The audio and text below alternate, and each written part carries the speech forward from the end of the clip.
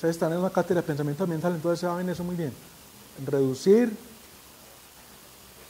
reciclar, reutilizar. ¿Y cuál es la otra R? Responsabilidad.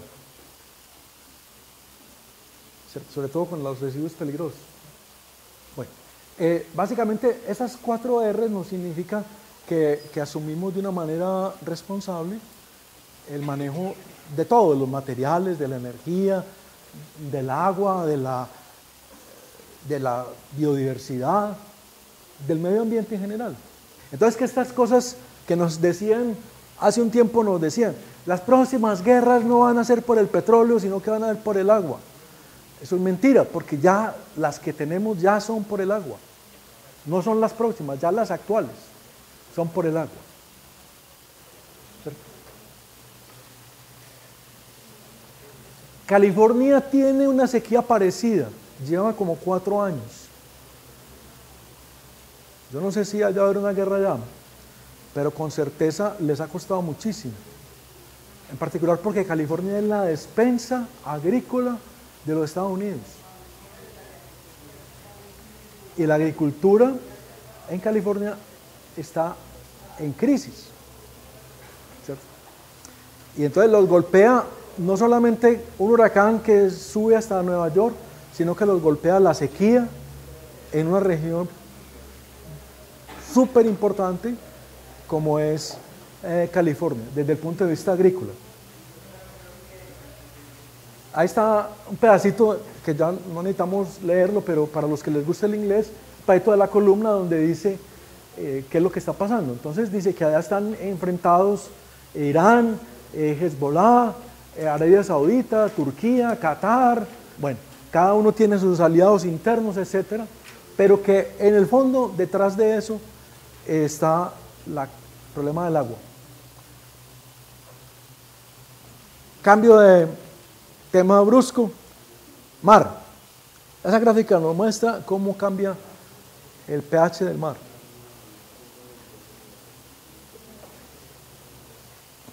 La humanidad está haciendo el experimento más de una magnitud mayor en el planeta Tierra que ustedes se puedan imaginar. Lo que estamos haciendo está cambiando prácticamente todo, entre ellos el mar. ¿Cierto? Esta gráfica muestra en el tiempo cómo ha cambiado la concentración de CO2, ¿cierto?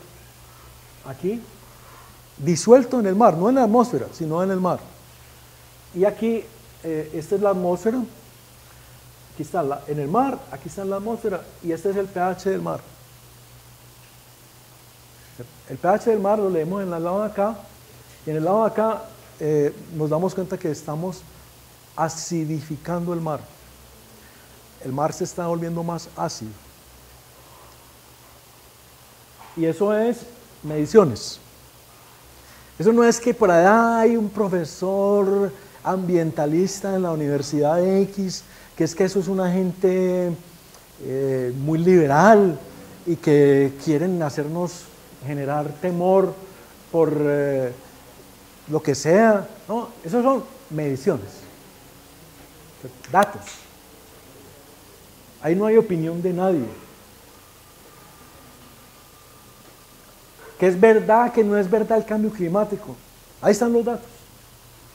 Aquí está el crecimiento de la concentración del CO2 atmosférico, el crecimiento de la concentración del CO2 disuelto en el agua y la disminución del pH, sí, la disminución del pH, acidificación, ¿cierto?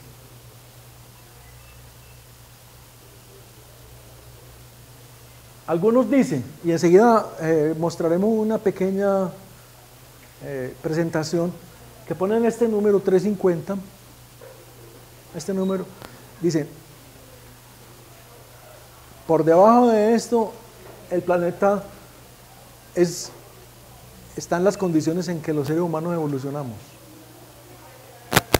Por encima de esto, la humanidad no tiene... O sea, estamos incursionando en un mundo que no conocemos. Estamos produciendo cambios para los que no estamos preparados. Y ese movimiento se conoce con ese nombre, Tren en Cuenta, ¿cierto? Y es mundial, y han hecho eventos en distintos años, aproximadamente, creo que empezó por ahí en el 2007, 2008, y los eventos que han hecho son hermosísimos. Más adelante les muestro algunas imágenes de lo que han hecho. Hace rato pasamos por ahí, si ustedes actualizan eso a hoy, la concentración atmosférica está por encima de 400. Son partes por millón. ¿Qué va a pasar con un mar más ácido? ¿Qué va a pasar a los corales? Y si los corales se blanquean y eventualmente mueren, ¿qué le pasa a todos los, digamos así, ecosistemas alrededor de esos corales? Ya están acabando los corales en el Caribe colombiano, en el Caribe de San Andrés, perdón, de Nicaragua, en Belice, en Jamaica, en Haití, en República Dominicana, en Cuba, en la Florida, en Venezuela. Estamos acabando los corales, pero igual en Australia.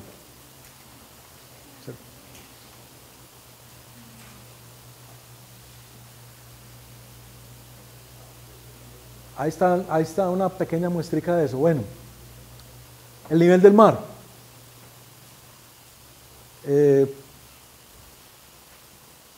¿Quién es de Cartagena? ¿Alguien de Cartagena? ¿Quién ha ido a Cartagena? Les da pena. Yo sí he ido a Cartagena. ¿Quién quiere ir a Cartagena?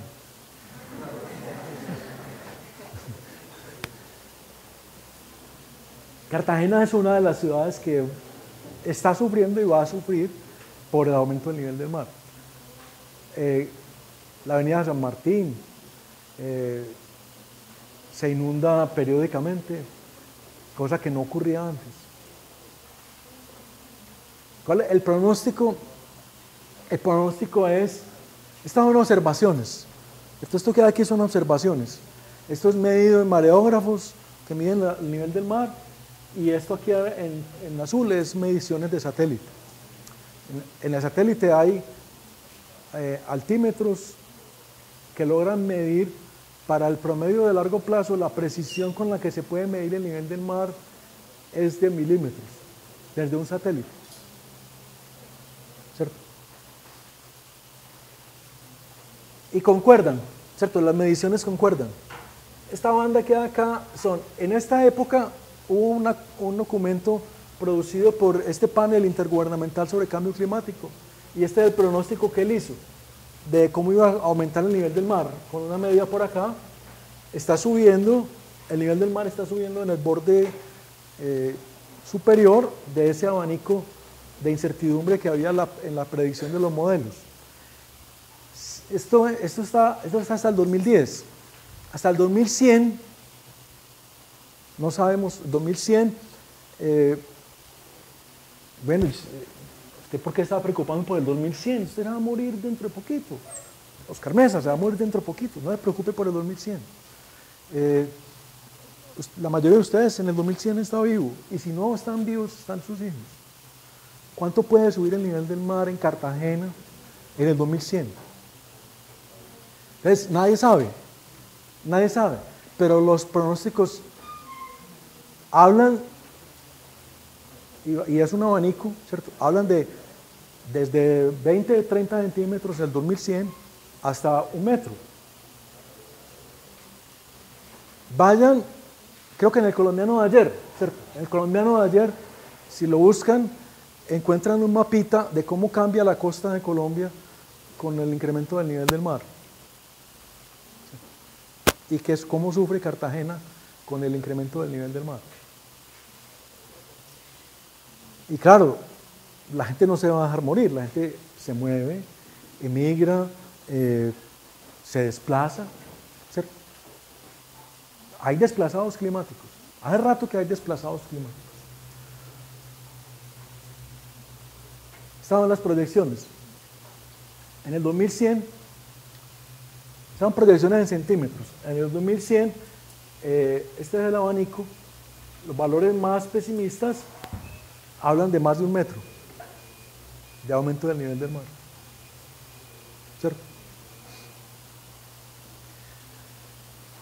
Huracanes. Esta es observaciones también.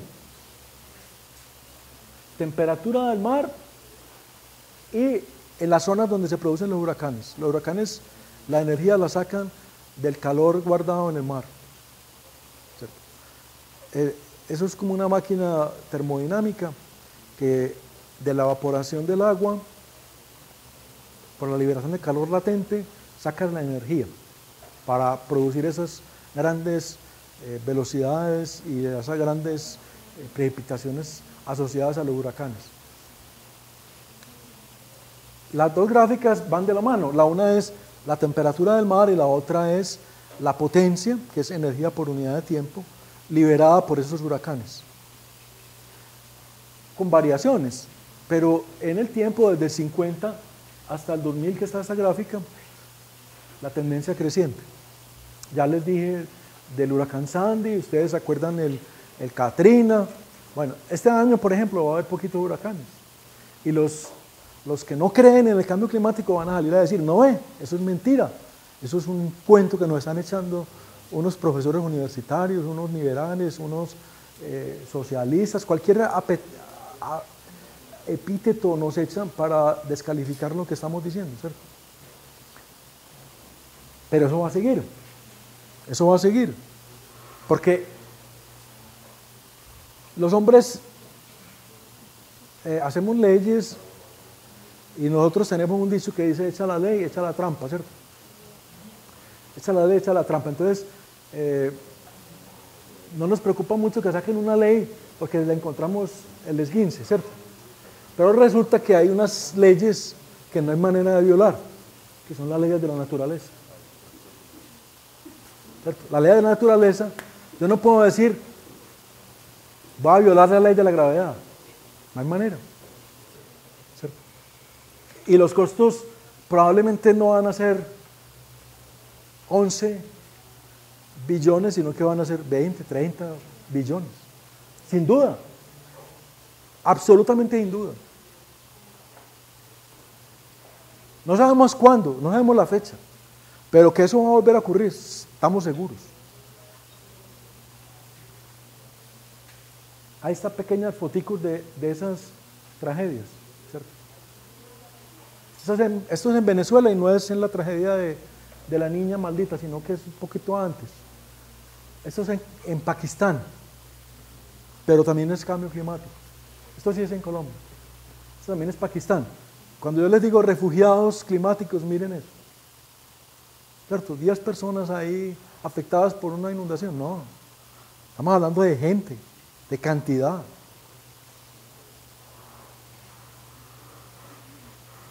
Me estoy devolviendo, perdón. Este es en Bogotá, ¿cierto? La Universidad de La Sabana, ubicada donde no debería estar ubicada, ¿cierto? Porque independiente de cambio climático, así no hubiera cambio climático, está ubicada en la llanura de inundación. Ahí no debería estar. ¿Cómo hizo para estar? ¿Cómo? Bien ordenamiento territorial. El plan de ordenamiento territorial decía que ahí no se podía construir. Entonces ellos pusieron abogados y lograron decir, además es una, ¿quién le gusta aquí la legislación ambiental? Pequeño paréntesis de legislación ambiental. Lograron decir que ellos habían hecho el permiso para construir ahí antes de que saliera el plan de ordenamiento y que entonces tenían derecho adquirido. Pero resulta que en Colombia, Colombia es de los países, pues sobre esto puede haber opiniones, pero Colombia es de los países que mejor legislación ambiental tiene. Nuestra constitución es excelente. Y las cortes han defendido ese derecho ambiental bien. ¿Cierto?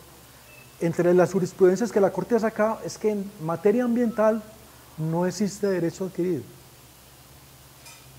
Pero como les dije antes, nosotros somos expertos, los colombianos, somos expertos en no cumplir las leyes. ¿Cierto? Y creer que el problema lo vamos a solucionar haciendo una ley más estricta. ¿Cierto? Entonces,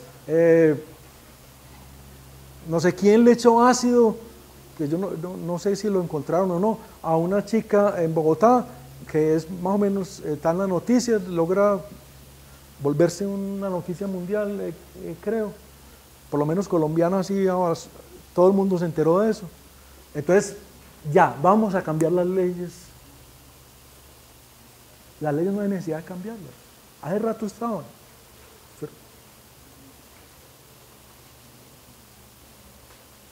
Esto, amigos, con leyes buenas, con constitución buena, con sentencias de la Corte Constitucional diciendo que no había derecho ambiental adquirido, con unos abogados y con unos jueces lograron que les dejaran hacer.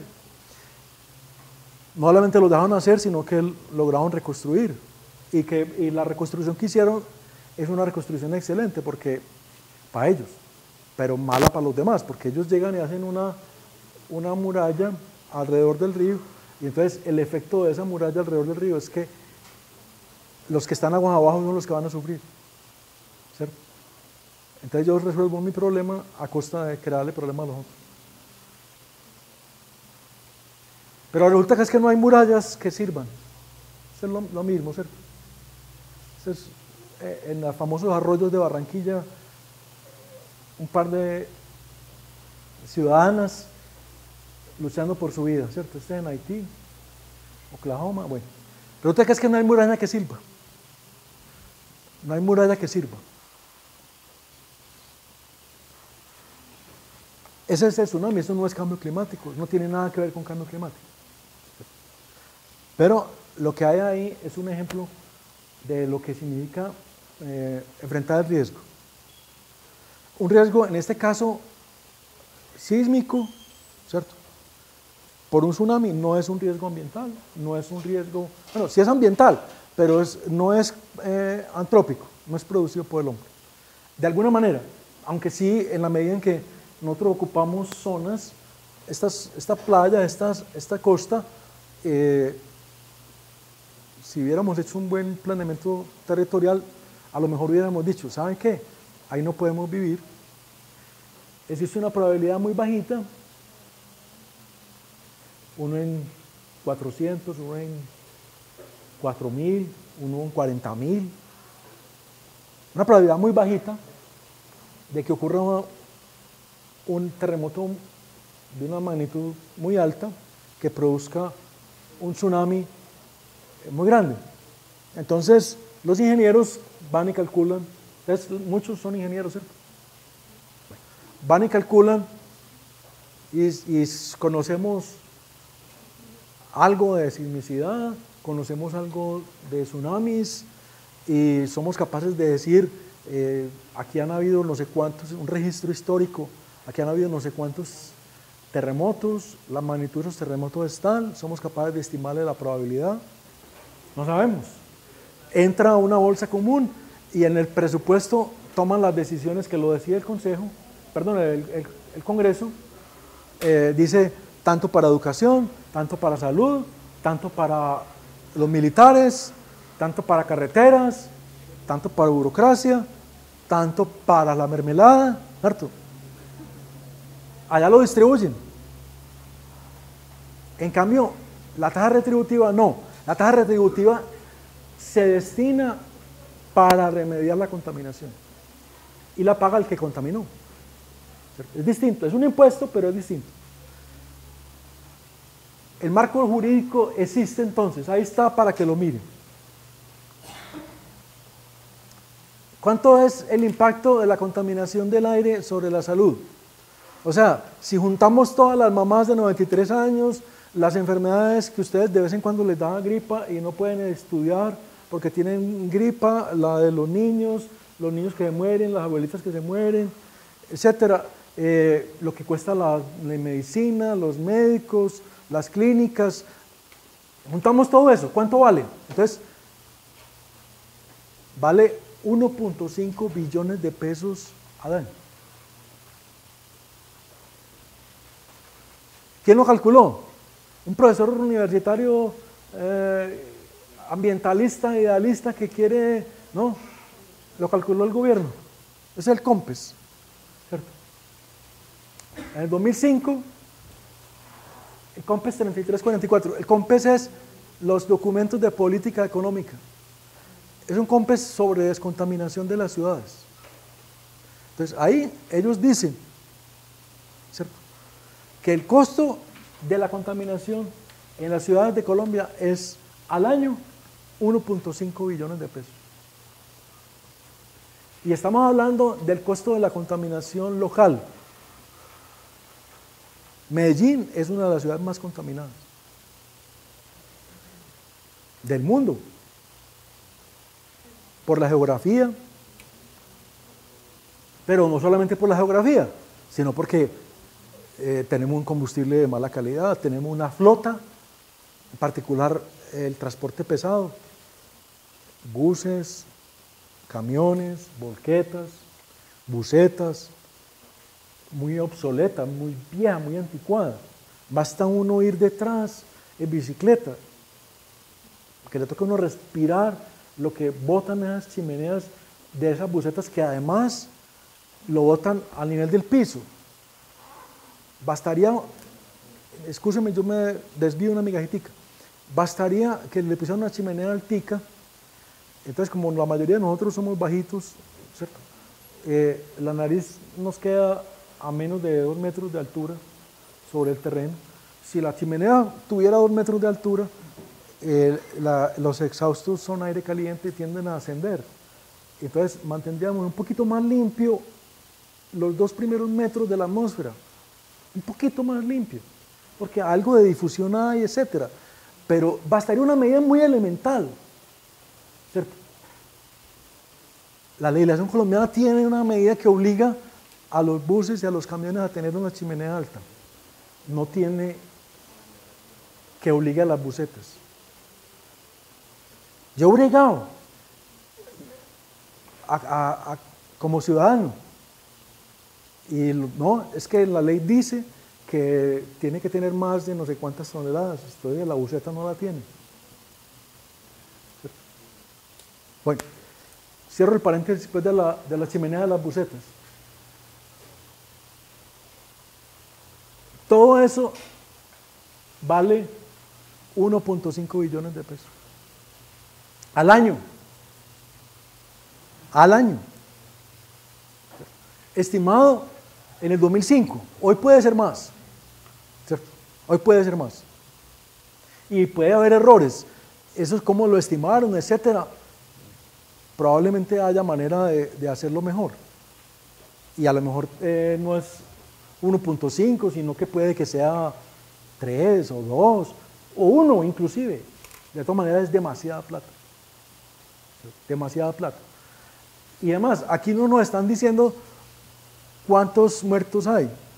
No nos están diciendo cuántas incapacidades por enfermedades respiratorias o cardiovasculares hay asociadas a esto, ¿cierto? Pero es mucho.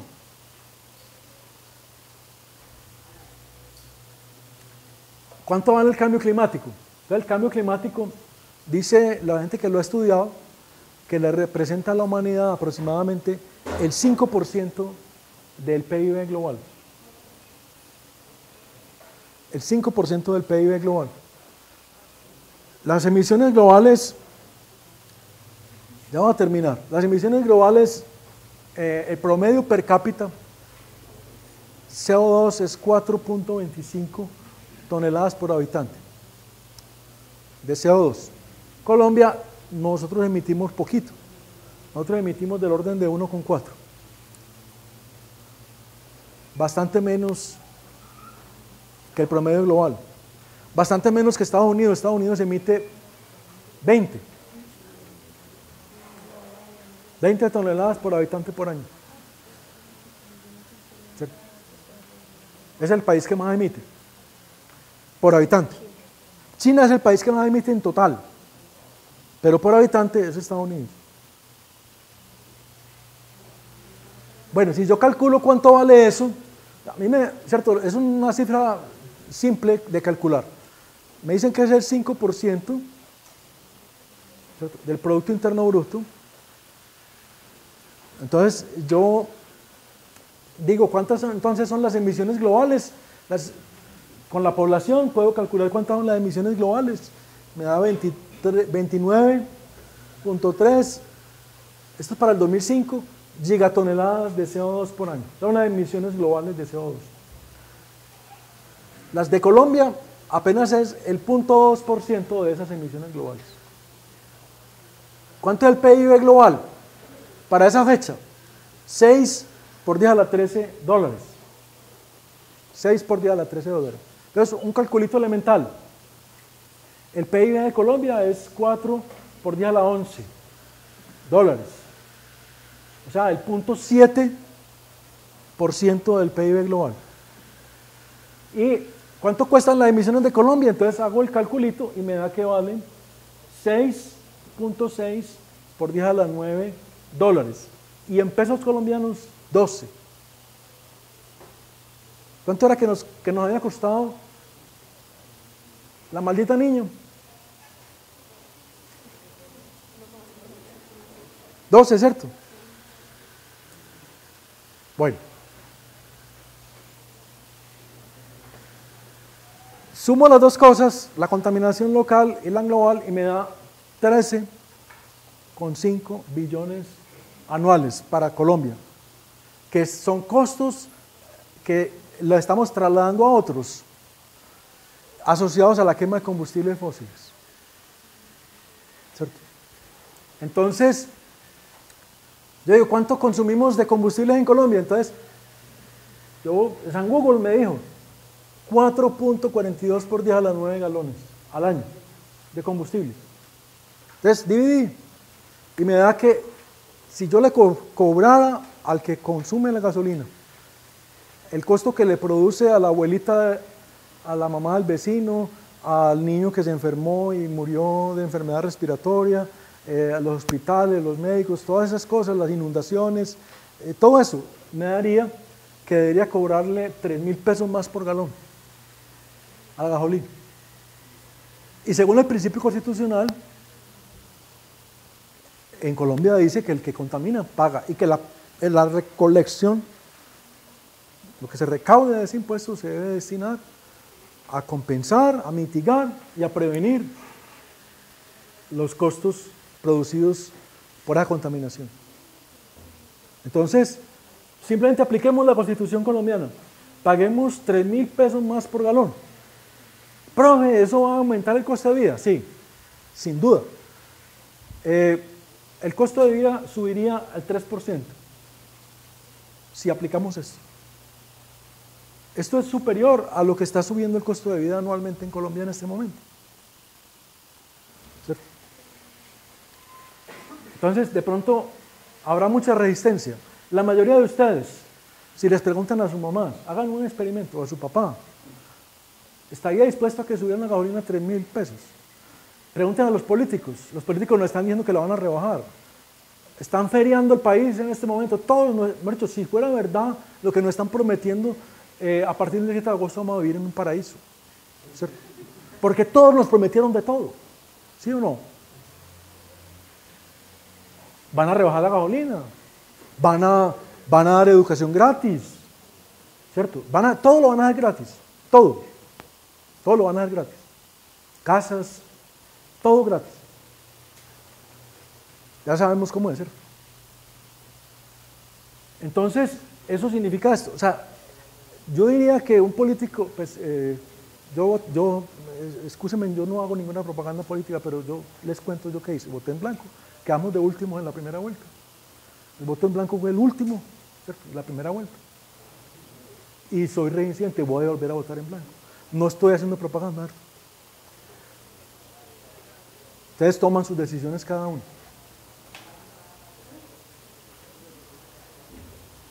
Un político no es serio si no ofrece cosas que no sean populares. Porque es que hay muchas cosas que hacer que no son populares. Es que es muy fácil decirle a la gente, yo le voy a regalar. Claro, todo el mundo va a decir que me regalen. ¿Y por qué no me regala más? ¿Cierto? Si me va a regalar casa, ¿por qué no me regala carro? Casa, carro y beca. Y además me da vacaciones en Disney World. O sea, ¿por qué no me da más? Un político de verdad le toca decir cosas duras. Le toca decir cosas, y eso no hay. Hasta ahora no ha habido. Yo no conozco, ¿cierto? Cosas que no le gustan a la gente. Bueno, 13.5 billones. ¿A qué se pudiera destinar? Como la ley dice, la Constitución dice, a la compensación, la adaptación y la mitigación, a la atención de los desastres, a la salud y a las prevenciones. Entonces, cosas que mejoren la calidad del aire, bosques, pago por servicios ambientales, reforestación, área verde en las ciudades, reconvención de las zonas de alto riesgo, reubicación de las personas que están viviendo en zonas de alto riesgo.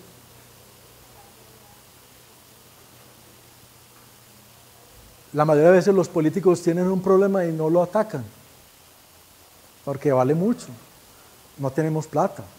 Ahí está la fuente de la plata. Ahí está la manera de financiar para que las cosas funcionen. Que es que allí hay en La Iguana no sé cuántas casas en zona de alto riesgo. Y bueno, llevan años. Y no es que no haya habido muertos, ahí ha habido muertos por crecientes, ahí en esa zona. Y Dios quiera que no haya más, pero están ubicados en la zona donde no deberían estar. Es que reubicarlos vale mucho. ¿Sí? Una pregunta para que se hagan, ¿cuántas viviendas en zona de alto riesgo no recuperable tiene Medellín? Eso se ha calculado. Es una pregunta de examen final. ¿Cuántas viviendas en zonas de alto riesgo no recuperable tiene la ciudad de Medellín?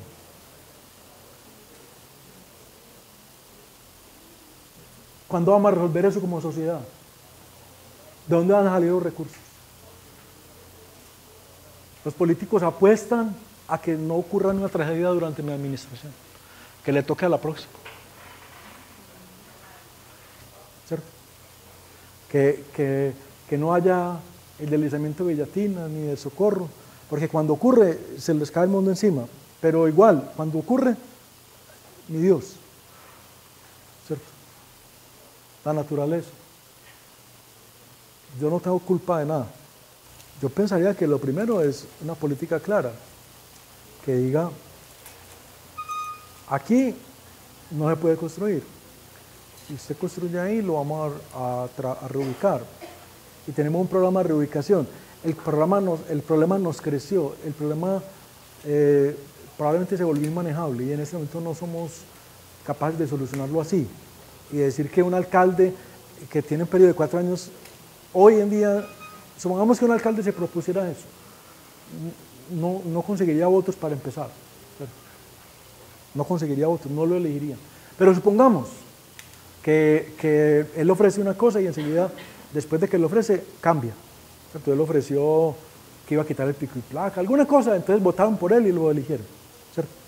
Y enseguida era una persona muy responsable y le dijo, ustedes me excusan ciudadanos, yo les hice trampa, pero yo en vez de quitar el pico y placa, voy a reubicar a las personas que viven en zonas de alto riesgo.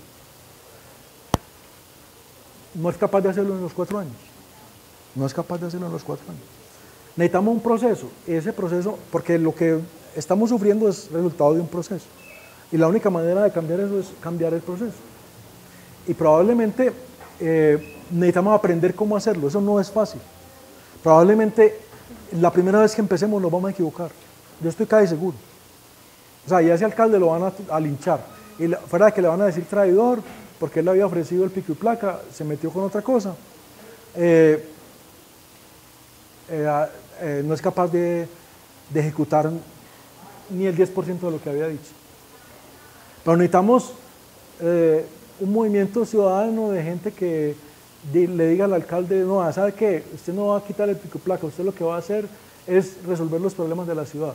Y eso no es fácil, eso no es popular, pero necesitamos gente como usted. Y lo elijan, y elijan 3, 4, 5, 6, 7, 8 alcaldes en fila. Y todos en la misma dirección. Yo no sé cuándo vamos a llegar allá, pero es lo que necesitamos. ¿Cierto? Bueno. Algunas de las otras cosas que se puede gastar es en cosas que contribuyen a mitigar el problema, energías renovables, mejorar el parque automotor, transporte público colectivo eficiente, las bicicletas no están aquí, pero habría que ponerlas, ¿cierto? Bueno, todas las cosas que contribuyen. Ahí está pues una grafiquita de energía eólica, para que vean el tamaño de lo que es una aspa de un molino. Bueno, ahí termino. La actividad que les van a hacer enseguida, viene un break, y la actividad que viene enseguida es para que reflexionen un segundo sobre la implicación económica de un impuesto, ¿cierto? Que es de lo que les hablé hoy. Entonces, hay una lectura que creo que se la enviaron antes y que seguramente la leyeron, y hay un ejercicio. ¿Cierto? El ejercicio se basa en esto. Entonces, si yo aumento, muy breve digo dos cositas, si yo aumento, ¿cierto? Esta sin impuestos, esta es oferta y demanda de energía. Aquí está en este eje cantidad y en este eje está precio. Entonces, la demanda, si a mí me venden algo más barato, ¿cierto? Yo compro más, la cantidad aumenta. O sea, si a mí me van a cobrar, aquí no alcanzó a salir la escala, pero yo me imagino que esto es 2, 4, no sé. ¿Qué número será este? No, aquí se alcanza 5, 10, 15. Si a mí me cobran a 15, consumo 5. ¿Cierto? Y si me lo cobran a 5, consumo 15. Más barato, consumo más.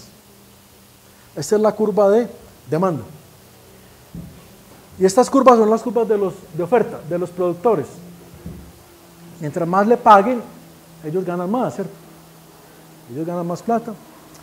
Entonces ellos van a medida que el precio es mayor, el precio está acá, a medida que el precio es mayor, ellos ofertan más, o sea, producen más cantidad. Entonces esta curva es creciente en este dibujo. Para los ingenieros, los economistas representan las cosas un poquito distintas a como nosotros estamos acostumbrados en matemáticas. En matemáticas nosotros siempre escribimos el eje X en la horizontal y el eje Y en la vertical, y decimos una función de Y es una función de X. Entonces la variable independiente está acá. Para los economistas al revés, la variable independiente del precio, que es la vertical. ¿Cierto? Entonces, dependiendo del precio, cambia la demanda, dependiendo del precio, cambia la oferta. ¿Cierto? Bueno, eso todos lo saben, seguramente. Es un abecedario que debería manejar todo ingeniero. Yo diría todo ciudadano. Entonces este es el equilibrio. Si yo pongo un impuesto, la tasa retributiva que estoy proponiendo, entonces esta curva se sube para acá. Es esta curva punteada que hay ahí. Entonces el precio, que antes era este valor que no alcanzo a leer, pero digamos 8, se me convierte en este precio, que es, no sé, 10, 12, ¿cierto? Y la cantidad disminuye. Esta era la cantidad y bajó a esta.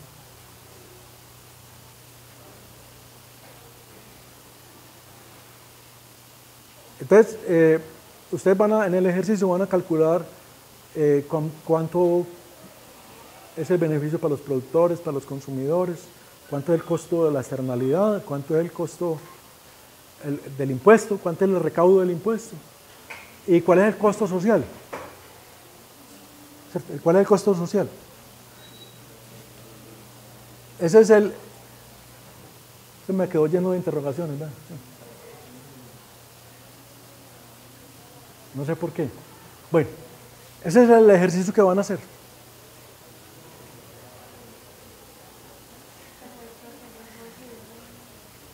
Les puse muchas preguntas. Yo les dije que se habían equivocado de salón. Y aquí era donde era el examen.